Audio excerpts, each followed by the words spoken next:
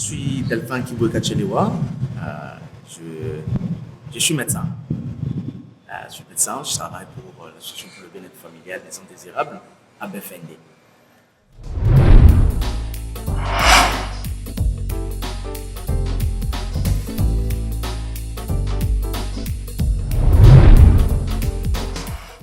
Ok, merci beaucoup. Il faut dire que tout d'abord, la grossesse n'est pas une maladie, mais c'est une étape, on appelle ça une étape paraphysiologique. C'est-à-dire la grossesse en soi, elle devrait être physiologique normale, mais sa nature aura la femme vulnérable. C'est pourquoi on dit un état paraphysiologique, c'est-à-dire qui peut à tout moment basculer du physiologique vers le pathologique. Alors, il faut signaler que pendant cette période de grossesse, la femme partage sa défense avec son fœtus. Donc, l'armée qui était pour un seul pays doit maintenant sécuriser un grand pays qui est la dame et un petit pays qui est le fœtus à l'intérieur. Et surtout que tout ce que le fœtus est en train de devenir sont tirés de la dame qui est la source principale. Alors, du coup, ça entraîne ce qu'on appelle une légère immunodépression physiologique. Donc, l'immunité de la femme est sensiblement diminuée parce qu'elle est partagée entre elle et le fœtus qui est en train de se fabriquer à l'intérieur, de se former à l'intérieur d'elle. C'est ce qui est à la base de beaucoup de pathologies ou beaucoup d'infections chez la femme. Pourquoi? Parce qu'il y a de ces microbes avec lesquels la femme vit régulièrement chaque fois et en paix. Mais parce que la femme commence à partager sa défense avec le fœtus, ces microbes quittent de microbes commensaux vers les microbes pathogènes. Donc, ceux avec qui on vivait en paix deviennent des adversaires pour le corps. C'est pourquoi on constate que beaucoup chez la femme, de manière normale, c'est beaucoup plus cet état, la baisse de l'immunité, qui entraîne la récurrence des infections chez la femme, mais qu'on prend en charge régulièrement.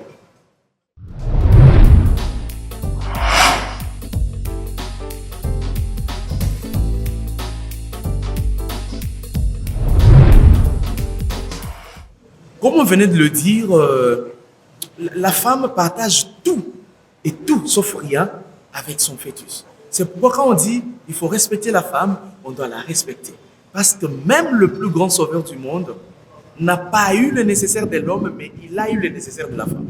C'est-à-dire être conservé dans le ventre de sa mère, partager son sang, partager son eau, le liquide, partager son repas, partager tout. L'être de la femme, c'est avec l'enfant. Du coup, toutes les pathologies peuvent être transmises de la mère à l'enfant. C'est pourquoi, quand une femme est enceinte et qu'elle n'use pas d'une bonne hygiène, ces infections entraînent les avortements et d'autres entraînent la malformation fœtale. C'est pour dire que ça peut passer de la mère à l'enfant.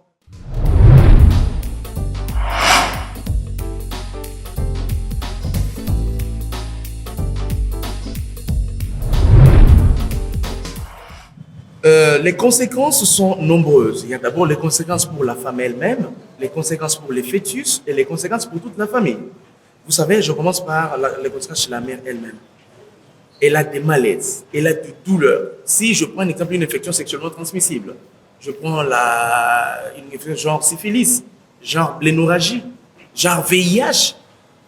Quand une femme elle a ça, elle est obligée de subir les conséquences, genre, il y a des grattages, ça gratte, ça chatouille, il y a des écoulements, il y a de malaise, ça c'est chez la femme.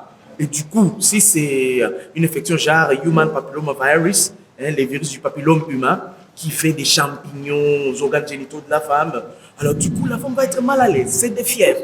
Et tout ça, ça a des conséquences chez le fœtus. Le fœtus sent ces infections comme une menace et il veut sortir. Du coup, ça s'appelle avortement. Et le fœtus va souffrir. D'autres peuvent entraîner les malformations à l'intérieur lors de la formation du fœtus. Ça, c'est du côté fœtus.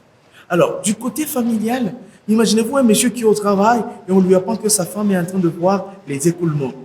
Il va arrêter de travailler, il va plus produire de l'argent et c'est la famille qui va tomber dans la crise financière. Il faudra appeler le grand frère qui est en Europe pour qu'il envoie de l'argent. Du coup, c'est la psychose familiale. Donc, du coup, les conséquences sont multiples juste pour une seule infection qui a été mal soignée. Donc, du coup, de la femme au fœtus et du fœtus à toute la famille, à toute la communauté, c'est pratiquement des conséquences ingérables qui peut avoir encore des répercussions sur beaucoup d'autres aspects de la vie.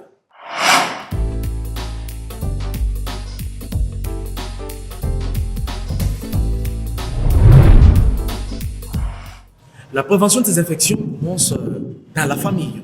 La maman, enceinte ou pas, doit être propre. La propreté d'une femme maintient même l'homme dans la maison. La propreté d'une épouse fait à ce que tout le monde de la famille, c'est pourquoi on dit langue maternelle, on ne dit jamais la langue paternelle. On dit langue maternelle parce que c'est attaché à la femme. La femme est cette base, ce soubassement sur lequel s'assoit la fondation de la famille.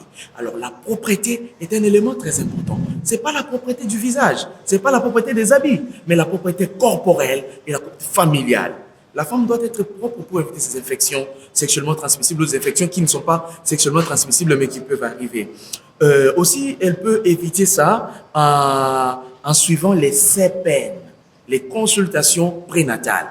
La femme doit suivre les consultations prénatales pour prévenir ces infections parce que là, on lui donne les conseils, on lui donne les médicaments et on prévient toute autre infection qui peut venir. Donc, consulter un hôpital, consulter un centre de santé, consulter un prestataire de santé, ça vous donne l'avantage de comment maîtriser les infections sexuellement transmissibles ou les infections génitales chez une femme enceinte.